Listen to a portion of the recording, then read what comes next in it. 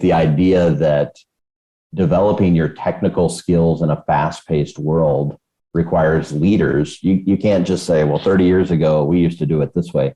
You've got to be on the leading edge of understanding, because it's that element of vision that you always articulated for your employees before has never been more important than it is now. The art of the possible, of where your industry is going, where your business is going. Because if not, if you're not growing, you probably are dying as a business, and you've got to think of new and innovative ways that those things are coming together. Yes.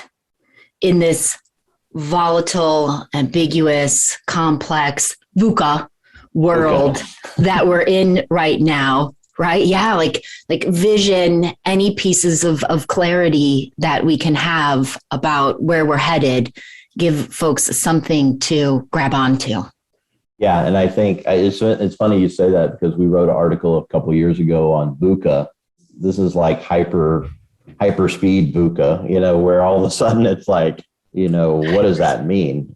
Who would have guessed that you can't come into the office and everything is virtual? And so that just amplifies or potentially complicates the way you do your work. So to manage VUCA, but you can't see your people, or you can't meet with them as you used to, adds a whole new dimension. And I think that's a whole nother topic of coaching and managing teams in a completely virtual environment. It requires a totally different skill set. I used to talk to someone when they walked by my office. Now all of a sudden, no one walks by your office. And so you've got to be intentional, which for most leaders, it's hard to find the time to do that. But that's a whole new thing, a whole new way of thinking about developing and coaching your people. Yes. As you started saying that, intentional was the word that popped into my mind as well. Like thinking about what organically happened when we were all together in the office. And now how do you intentionally create some version of that? It's kind of like that forced family fun on the personal side. It spontaneously happens, but sometimes it has to be forced or planned or intentional. And admittedly, most leaders, as an employee, I would always look at that and say, well, why is that so difficult to do? But as a leader, when you're managing the financial outputs and the uncertainty and the complexity around your business, admittedly, the first thing on your list isn't, I need to plan a get together with, these people. It's not that it's unimportant, but it's yet another thing to pile on a very tall list of things that leaders are working on. And they're trying to keep people employed, manage their client expectations in an incredibly, I'll use the word of the decade, unprecedented way of working. I don't like to use the word because every news story is unprecedented. But in reality, everything we're doing in the business setting is unprecedented. And so what does that look like? Now I got to spend X percentage of my time intentionally reaching out to people, which isn't a bad thing. I think most leaders want to do it. It's just yet another thing that's adding on top of their 40, 50, 60, 70 hours a week that they're already trying to manage the business. It's rough. Yes. Yes. I feel it. I feel it in every conversation I'm having with leaders these days. And it's part of why I want to do what I do, because I want to support leaders.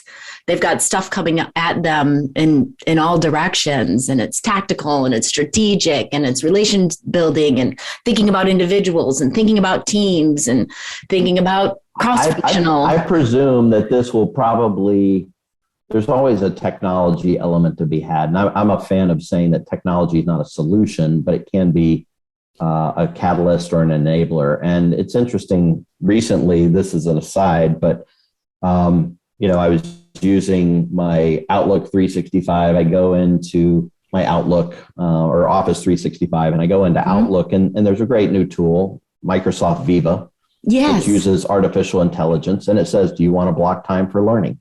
You want to block time for meetings? Oh, by the way, here's what you have coming up. Here's the documents you need.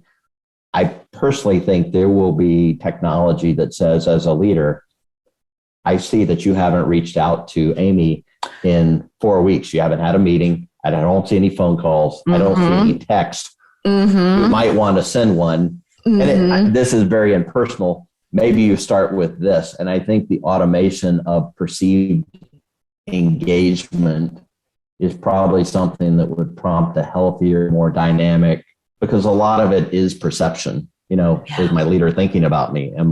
Are we engaging? Are we having conversations? And sometimes that automation, that technology to help, we've had CRMs for a long time.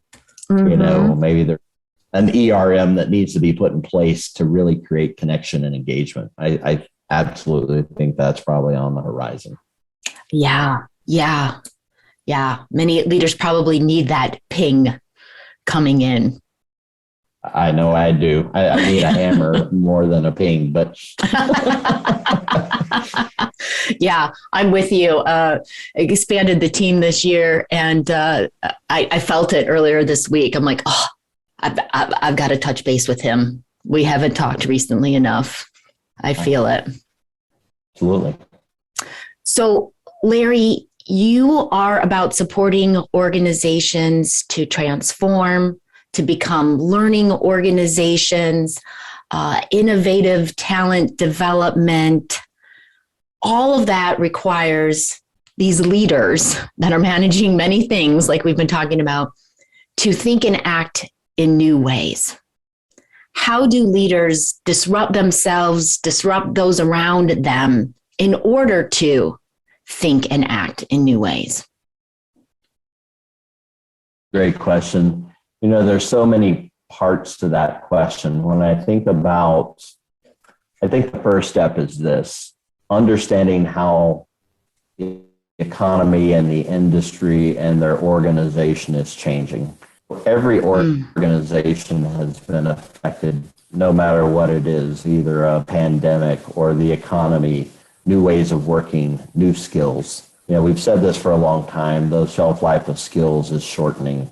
And so what we're seeing among most of our clients is first this, and that is, don't disassociate learning and development from the day-to-day work. It is a catalyst, it's an enabler, and it's critical to actually bring those things together. Yes. So step one is, if leaders are not already thinking about bringing learning in the flow of work, learning in the flow of business, learning at the point of need, having been around for a long time, when you say training, individuals and leaders say, oh yes, that's where I go to complete my task, my CPE, my compliance. And it can be a check the box mentality, when in reality, creating a culture where individuals see learning as the lifeblood of being able to do what you do and innovate and collaborate and advance, it's critical. So I think number one for leaders is to understand how learning in the flow of work can be. And that could be something as simple as what the military's done for a long time, after action reviews, to say, what did we learn in this process, good, bad, or otherwise, and then codify that and share that to accelerate how that works. So that's the first thing I see amongst leaders, is really appreciating the learning in the flow of work. I think the other, outside of developing themselves as a good leader, which is important, and I'll talk about that, is really educating themselves on where the marketplace and their industry is going. There is no industry that's immune from accelerating and advancing quickly into new ways of working. And so what does that look like? For some, it may be, if they're in the healthcare space, what does the acceleration of vaccines look like, and what's the implications of that on ways of working? For professional services and audit, it may be automation, and what does that look like for the future of your workers? All of those things are impacted. Inevitably, you'll talk about big data, you'll talk about process automation, you'll talk about cryptocurrency, you'll talk about blockchain. As a leader, you have to be steeped, or at least have a high level of understanding of what those things are. And more importantly, what are the implications? Some people would say, well, our business, we don't work in cryptocurrency, we don't work in blockchain. Well, ultimately, everyone at some point will be impacted by blockchain, just given the nature of how it works. And so educating yourself as a leader in terms of what the marketplace is doing, what in the old school, we would say, what's your vision as a leader? really what's your 1 year, 2 year, 3 year vision based on what's happening in the marketplace, and what does that mean, and how do you ascribe or espouse what that looks like to your employees and your team. And then I think the last one, aside from, learning in the flow of work and understanding the market, is what does being a leader look like in these highly proactive, volatile times? How do you reach out to your employees? How do you engage with your team? How do you, we used to, I did a lot of work in my past around managing change on large scale transformational initiatives. Now managing change is a day-to-day activity in a highly virtual environment. What does that look like for a leader to bring calm and comfort and awareness and understanding in a time of high volatility? Where every day you say, well, I don't know that my folks are experiencing any of that. I think people in a decentralized environment that are disengaged have a level of apprehension and anxiety around what's happening that I'm not party to, what's going on in our business, how's this working? And so there's an enhanced level of interaction that has to happen for people to have a level of engagement and calm, that their leadership is advancing and that they are engaged and they feel part of it. Maybe what you used to experience in the break room or in an office or something like that really has to be, enhanced to make sure that works. So those are three top of mind things that I can think about from a leader in a fast paced world that probably need to be considered. Yeah. I love that. And that's looking out in a couple of different ways, like looking macro at industry business needs and direction and those implications, and then also looking at your day to day, what's the flow of work, so that training and development is not something that we do the last week in March when we go off site, but it's something that we do as we're doing the work and meeting the needs. And then, I wrote down the word calm. How do you generate calm, and what do your team members need to remain calm? Like you were saying, information, touch points. It's so easy to feel isolated and anxious about what's going on, and am I in the know, and am I in the inner circle anymore? When we're working from home or working hybrid. Great points. That's right. And I think, creating calm as a leader is not calming the storm. The storm will continue on. Right? Storm's happening. It's happening. Right, yeah. There's another hurricane right behind this one, and another, and they're all here. It is having a plan of action and an understanding of what that means to your business, and articulating to your employees and your team what your plan is. People find calm in leadership because they trust that individual to know what's going on, that they have a plan, that they're looking out for their best interest. And people, that's where they find the calm. None of us can calm the environment. It's really working within that environment. And I think that just takes a different level of participation and involvement and proactivity in today's world to make sure that that's happening. Yeah. And intentionality, to repeat a word you said earlier. We are talking with Larry Durham. Larry's a visionary in the fields of enterprise learning and talent development. Over the last 25 years, he has worked with many Fortune 500 companies to co-create innovative talent development solutions that yield measurable business outcomes. In the implementation, Larry is highly regarded for his ability to manage complex, strategic transformation initiatives.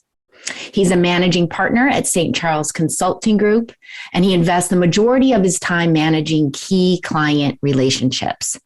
He also develops thought leadership on the future of organizational learning and helps create innovative solutions for St. Charles clients. Larry actively shares his insights and experiences in learning. He's doing that with us today. And his major focus is on ways that organizations define, support, and leverage the value of learning within the enterprise and beyond. Larry has written numerous articles on these and other topics in the talent development arena, and he's been a keynote speaker at a variety of global conferences. I'm glad that you are here with us today, Larry. Yeah, thanks for having me. Glad to be on the podcast. Yeah. We've been talking about how much is coming a leader's way, how much there is for an individual leader to manage. How can leaders think more strategically?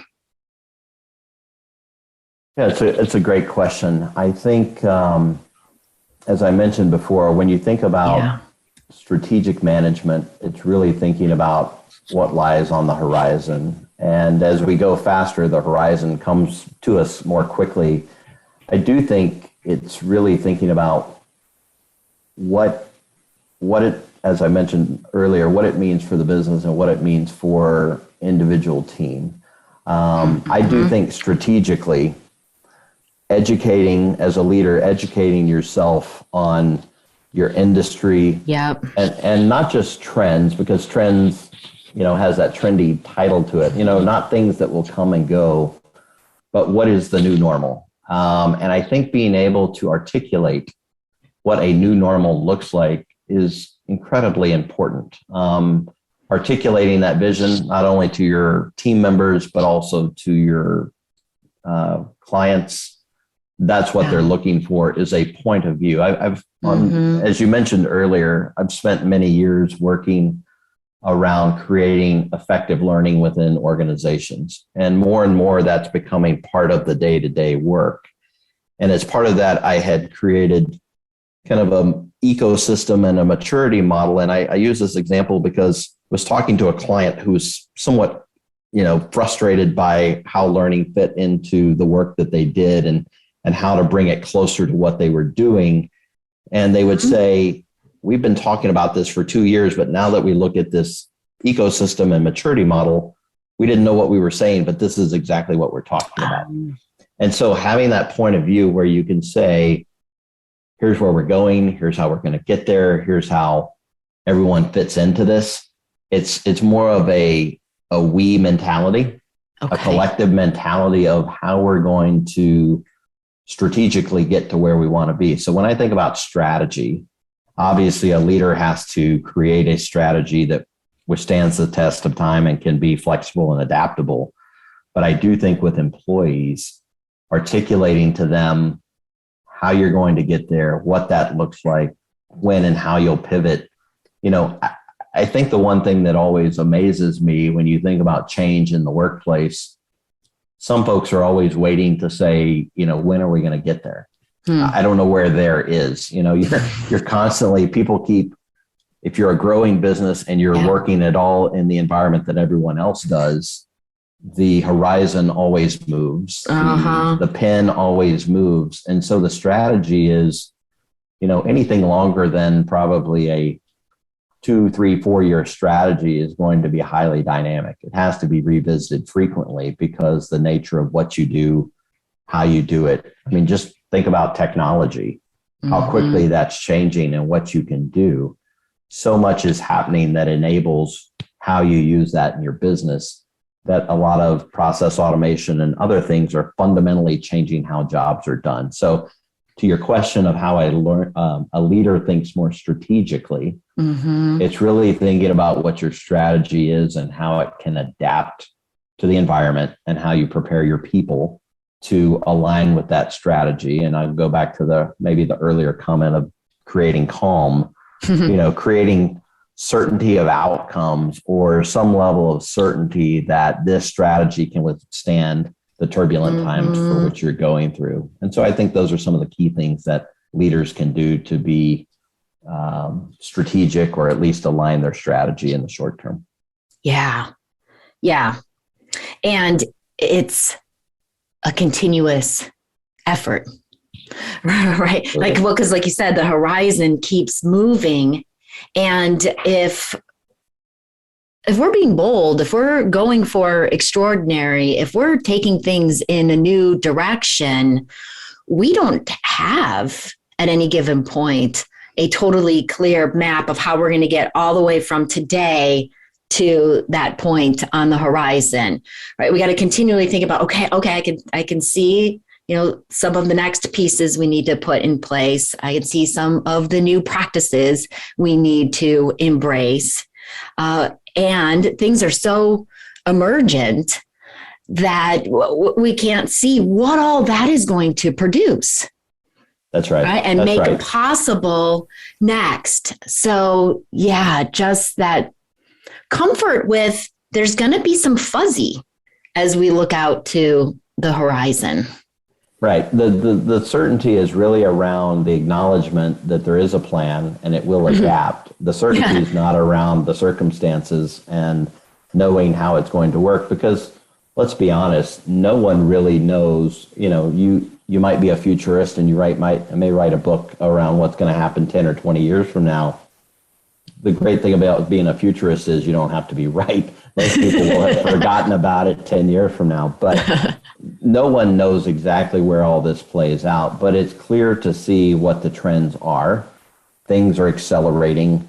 I always use the example of, if I went back 20 years and saw that drones are delivering or piloting the delivery of things to your house, you would say, that sounds pretty far-fetched. First of all, drones weren't that common back then.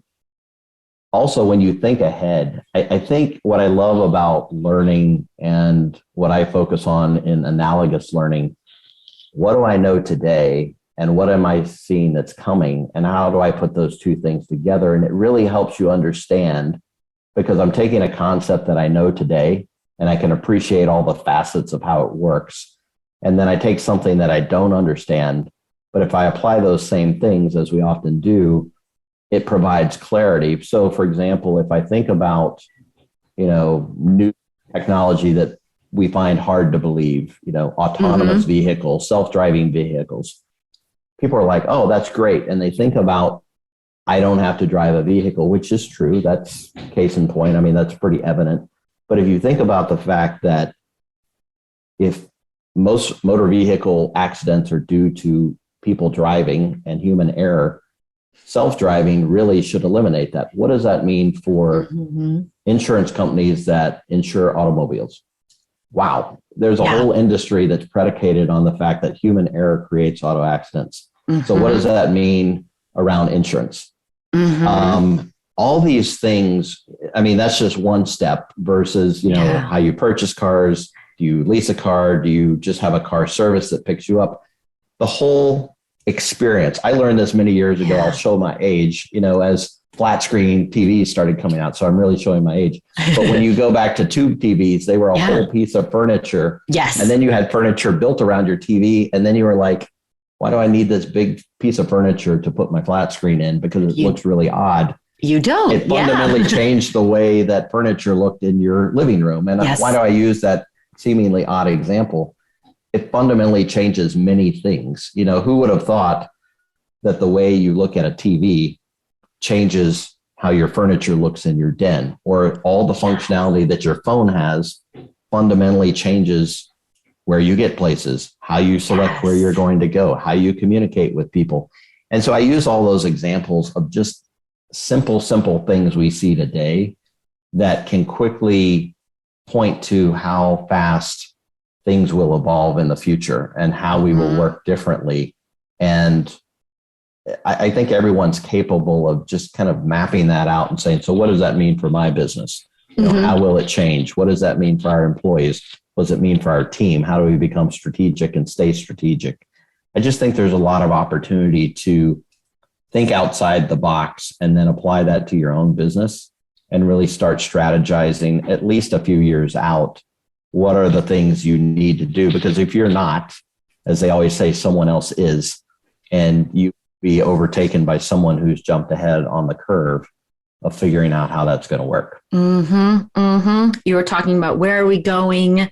How are we doing that? Now you're bringing in the who are all the stakeholders? What are all the implications in neighboring industries even?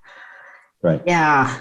I think the big challenge here is as a leader really what we're saying that no one wants to talk about is we're asking ourselves and our entire teams to be disruptive. If you go back 20 years and I went to my team and I said, let's be disruptive, you'd probably get fired because, the CEO or the board would say, well, that's you're eroding value of the business. Be disciplined, be focused. Yeah. Right. Not Don't be disruptive. Get in line, do what we're supposed to do. Yeah. Now we're of a mindset of we're challenging people on our teams to look for technology or other methods that can replace what they do. And people that will have the most value will be those who can disrupt and blow up their own job and yet find something else to do. It's really interesting because I think that's the heart of it. Is it feels unnatural as a leader and as a team to put yourself out of work. Yeah. It doesn't mean you'll put yourself out of business, but you are putting yourself out of work. Mm-hmm.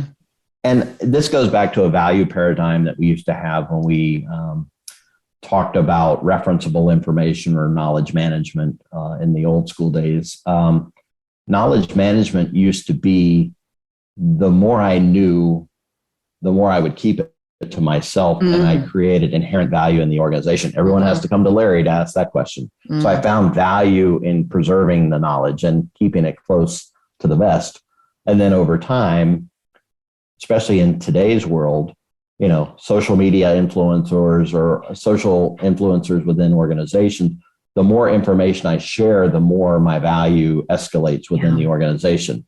Yeah. Larry puts out all his information, all his knowledge. That's the guy to go to. So there's been a paradigm shift. And I think the same paradigm applies to stay the course versus disrupt yourself. And I think in today's world as a leader, carving out time on a regular basis to figure out ways to disrupt your business feels completely unnatural. Yes. But in reality, it's probably not only a way to, advance, it's probably the only way to survive, because someone else who's new is probably operating under a new MO, thinking about how they're going to operate. And those are your competitors, the ones that may not even exist yet.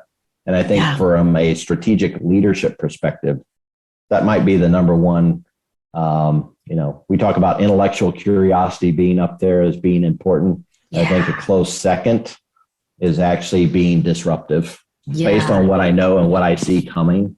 How might our business take advantage of the disruption versus being, eliminated by the disruption? Yes. Yes. I see leaders struggling with that too, Larry, even if they see the importance of taking that time to think strategically, to consider how to disrupt. There's so many seemingly urgent things coming at them that becomes the thing that doesn't stay on their calendar, that they allow it to get scheduled over. I think it's becoming more clear in our world that we need that planning, strategic thinking. How do we disrupt? How do we continue to, I was going to say evolve, but it's not necessarily evolve. It's revolutionize. Right. How do we continue to take those leaps forward? So having the time and energy can be a challenge. Some leaders also are challenged with the idea of, hey, Larry, I'm not creative, right? I'm not innovative. I'm not the person that's going to have the big disruptive ideas. So how do I do what you're describing? Yeah, it's a very interesting point. I've thought a lot about this in the what you might call the new world order of being disruptive. Mm-hmm. Can you be a good leader of an organization without being creative and disruptive? It's kind of a moment that makes you pause and think for a moment. Otherwise, it might be difficult. If you're in a position as a leader to manage others, cast a vision, think about what's out there, I think there's some key principles, and I mentioned a few of them already. I think intellectual curiosity, by that, and I think that's from top to bottom. I think anyone hiring individuals these days, probably the number one skill would be intellectual curiosity. That used to, you would say, well, how many books do you read? You don't necessarily, it doesn't have to be that measure today, but are you consistently and continually out there looking for what's next and watching what's happening in the marketplace and understanding implications to parallel businesses and what that means? I think the second part, sometimes we call it critical thinking, as I would call it, not the what, but the so what. What does that mean? What are the implications? Yes. I do think as you look at that, what does that mean for your business? As you asked the question, if I'm a person that's not creative per se, look for strategies. I mentioned one that I use for myself, and it is analogous situations or analogous learning, where take a concept that's similar, look at that, and then apply that same concept to what you're looking at now and saying, well, if that's the case, might this be where this is going? You know, no one has ownership rights of where the future is heading. It will evolve, most of which we don't even know where that's going yet. It's influenced by social, governmental, pandemic factors that we can never perceive. And so all those things are going to change, but you don't have to be 100% correct. You just have to be directionally correct. You just have to be heading in that general direction so that you're within striking distance. And so I think if you're intellectually curious about what's going on in the marketplace, doesn't mean you have to go out and buy a bunch of Bitcoin, but you have to have a concept of what does that even mean? I can't say I have no idea what Bitcoin is and I don't care. You have to keep up with what's there. Yeah. I think it's got staying power, but if it didn't, you still have to be aware of what's driving conversation in the marketplace and then applying that. I think so often, and this is difficult in a fast changing world, especially for even individuals being born today. If you didn't grow up with something, your comprehension of how to use it and apply it is limited, right? I use the old example of the telegraph and the telephone. So as the telephone was invented many years ago, they said, well, how will we roll this out? And they said, well, let's put it in the telegraph offices. The lines already exist over which we, it's prohibitive to try and build all the lines immediately. So in some of the earliest records, they would bring in a telegraph. The person would pick up the phone and say, I'm about to send a telegraph, and then hang up and then send the telegraph. And we look at that today and you would say, well, but part of that is the concept of how you use that to its fullest potential is lost on someone who already knew how it worked in the past. And I think for us, very few people take phone calls on their cell phone. I know my daughter, who's still in her teens, I can't get her to answer my phone call. That's probably a different issue, but everything is text, maps, social media. It's not really a telephone. It's a mobile device that lets you do a lot of things. And here we are, we take our phone calls on computers and we use our phones for, emails. So everything evolves and changes over time. And I think about that. What does that mean for where business is heading? And I use technology because we can all appreciate that. But if you think about it in your business, what is changing? What's the impact that it's going to have? Force yourself to think differently about how those ideas might evolve and what if, because otherwise you'll find yourself doing what the telegraph operator did and underutilizing new technology in an old-fashioned way, which isn't going to be where that organization is heading. Right. So I think about that in learning. We see that with curated assets. We see it with presenting. You might like this. Other people you follow are taking this.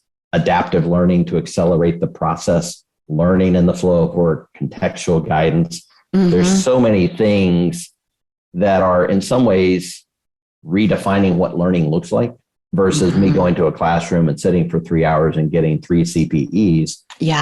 I'm learning continuously and evolving what I need at the point of need to do what I need to do. In the moment. And so I think it's just being intellectually curious. Yeah. And then stretching your creativity, whether that be through analogous exploration or something like that. I think if you can do those two things, and then if you're really not creative at all, find a colleague who is and kind of map out what that looks like. It's always good to bring in another brain or two and really strategize, because I think social learning, it's amazing to me how three people that might even look similar have completely different perspective on the same topic. They're looking at it from a totally different way. And it fundamentally changes how you think about what that topic is. So that's what those are maybe two or three examples I can think of. That's great, Larry. And even boiling it down to the questions of what and so what, right? Educate yourself on what's going on in the industry, where things are headed, and then continue to ask yourself, so what? What does that mean? And then, if you don't feel like you're yet embracing your creative skills, right? Are you a good researcher? Are you good at analysis? How can you take something that's been working somewhere else and apply it here?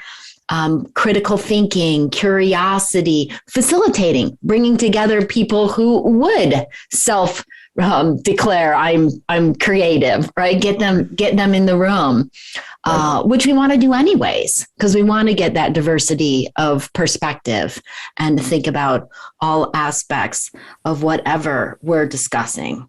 Yeah, there's a lot of opportunity. I remember a training, and I'm sure it's still done today, but where you take, and it's probably more from a psychology perspective, but you take a totally unrelated topic or picture, and you talk about the attributes of that picture. I think when I took it, 20, 25 years ago, there was a class, and I think we looked at a picture of an elephant, for example, and you said, what's big, it's powerful, this, that, and the other. Oh, yeah. And you start thinking about those attributes, right? And you apply it, and again, analogous, totally unrelated, but I make an analogy between that and the way it could work and what the attributes are. And it really, I think, if you're left-brained or right-brained, it kind of kickstarts the other side of your brain to saying, okay, I'm going to use my rational thinking to creatively think about this. And even though I'm not highly creative, it then translates back, and it really starts the juices flowing about how you might be able to make the connection.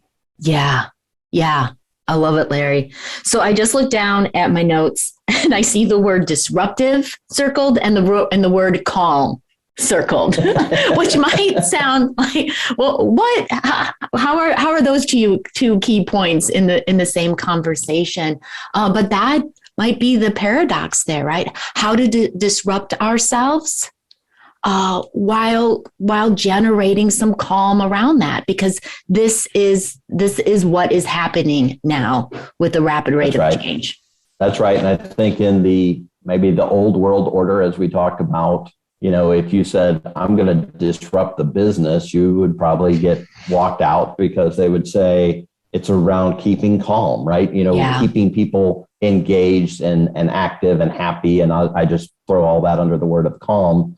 I think in the new world order, it is the struggle for leaders to be disruptive and keep calm, not calm in the sense that no action is taken and you stay the course. Yeah. It's that you engage in the new way of working, but you understand the path forward. And I think a good leader who has good vision and who can be intellectually curious and make analogies and see how it's going to work and then convey that, I think it actually spurs good thought among your team to do the same thing, which is, have we thought about, why don't we? Those are always great ways to start conversations.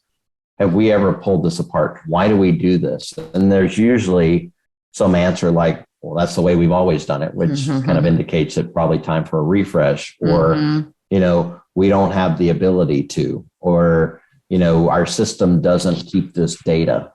In the world of big data that's coming, not only to, big business, but all businesses, the availability of data fundamentally changes how you probably think about what you do, how you do it, who you engage with. And all those things are still out there. We don't know exactly how they're coming together, but everything's connected. And so I think that forces us to really just think differently. And to your point, create a level of calm and continuity in what's a discontinuous and disruptive way. And I think those are the two balances on the scale that we have to keep in check. Yeah. And it does take the courage of a leader to be both calm and create that continuity and to be disruptive. That's right. Thank you, Larry, for being on the Courage of a Leader podcast today. A lot of great thought-provoking approaches, ways of thinking that you've shared with us. Thank you. Appreciate the time.